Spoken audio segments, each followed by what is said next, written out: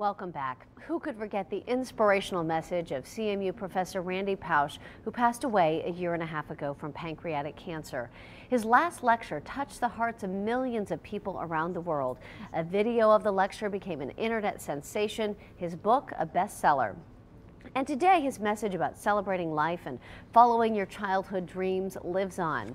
If you've ever wondered how Randy Pausch managed to be so uplifting despite facing a deadly disease, his therapist, Dr. Michele Reiss, shares some insights in her new book, Lessons in Loss and Living. Her guidance is especially timely as we head into the holidays, a tough time for really anyone facing serious illness or who's faced the loss of a loved one.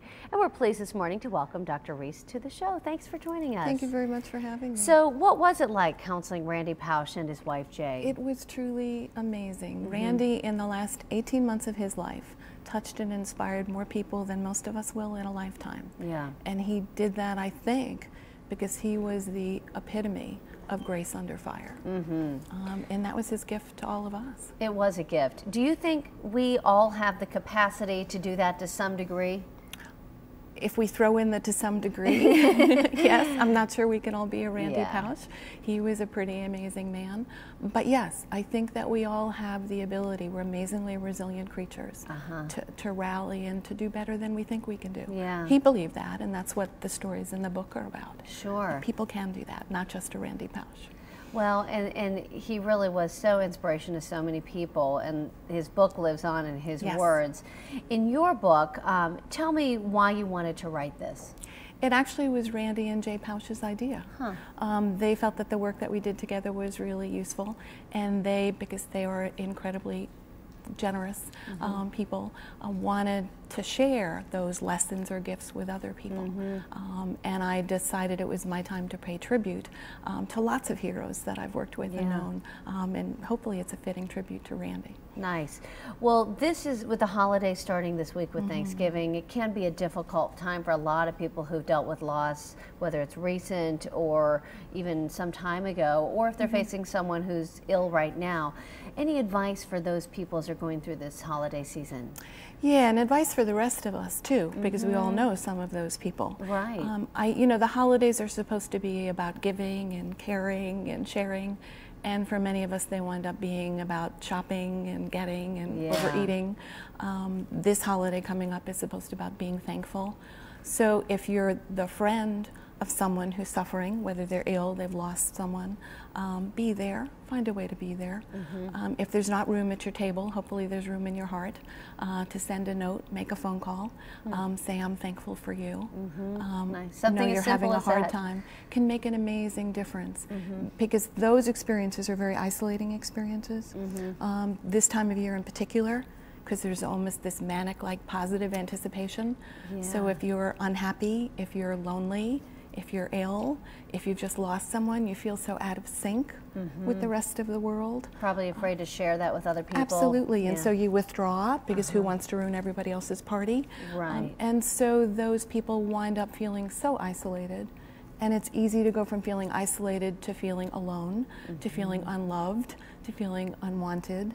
And so whether you can say, hey, come to dinner with us if you're up for it, if not, come have coffee and dessert, or if not, just a phone call, just a note. You're in our hearts, you're in our thoughts. We know this is a hard time, but we believe and hope it will get better. Can be amazingly powerful for people. What about for the people themselves who might be grieving or maybe have a family member who's died recently? I think that one is they have to be kind to themselves and understand, particularly the first holiday or so are particularly difficult. So do what feels right. If that means keeping everything the same and going through all of the usual rituals, that's fine. If it means doing something quieter this year and more subdued, then that's okay too. Whatever works. People that are going through the beginning stages of grief, which is really horrible, it's really suffering, need to give themselves permission to figure out what helps and what doesn't help. They also need to know it will get better. Is there an acceptable or good period of grief and then time when you should, you know, start moving on? You know, everybody asks that, and when I was training, I was taught you had 6 to 9 months get your act together and move on. And we know now that isn't true. There's no set time schedule. It's not a race that the first person who gets to the finish line wins. Grief takes a long time, but it goes through stages. The first stage is the hardest ones, when you're shell-shocked, when you're overwhelmed, when you can't believe this is happening, and when you think you can't possibly go on. Those stages can certainly last months and months. And many people talk about that first year, because there are so many firsts. The first holidays, the first birthdays, the first anniversaries, as being particularly difficult. But gradually it gets better. Days get to be a little more even. You finally decide, this isn't the life I signed up for, that I wanted without my loved one, but it's still my life. It's still my life. And I have to make the best of it. In your book, your Lessons in Loss and Living, you talk about positive coping or learned optimism. What is that? Yes. Well, Randy alluded to it best when he said that you can't control the cards that you've been dealt, but you do have some say over how you play the hand. And that basically has to do with the reality that we don't control the external things that happen to us. I don't choose to get ill. I don't choose to lose someone I really loved and expected to spend a lifetime with. Those things happen to me. And they're out of my control, and they're possibly unfair, but they still happened.